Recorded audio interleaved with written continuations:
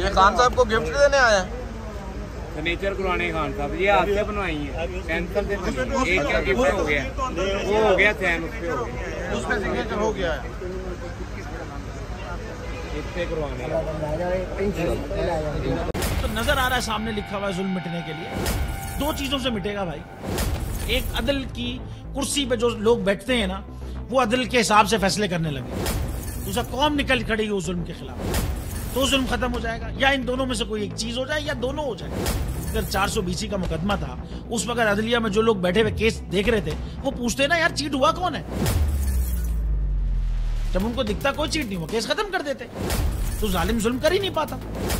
9 जजेस ने note before किया मेरे केस को यार, 1.5 साल चला। शख्सी जमानत का केस, सेम केस इस्लामाबाद में कर दिया। एक ही इल्जाम पे 2 केस हो नहीं सकते भाई।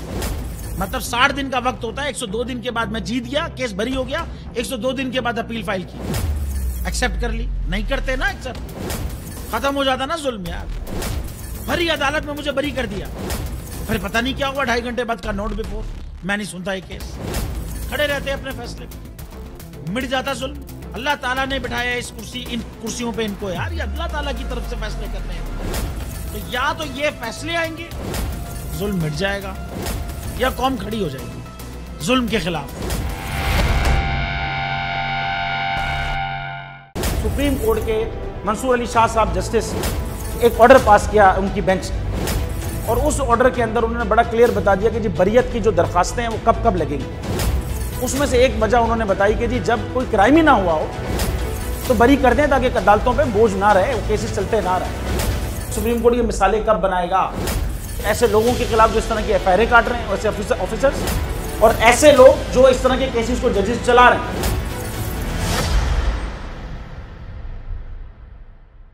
रहमत का महीना आ गया है, बख्शिश का सफीना आ गया, होगी मुलाकात उलमाए दीन से, जो देंगे इत्तेहादे बैनुल मसालिकीन का दर्स, जिक्र होगा अंबियाए कराम का। रमजान की स्पेशल ट्रांसमिशन रमजान में।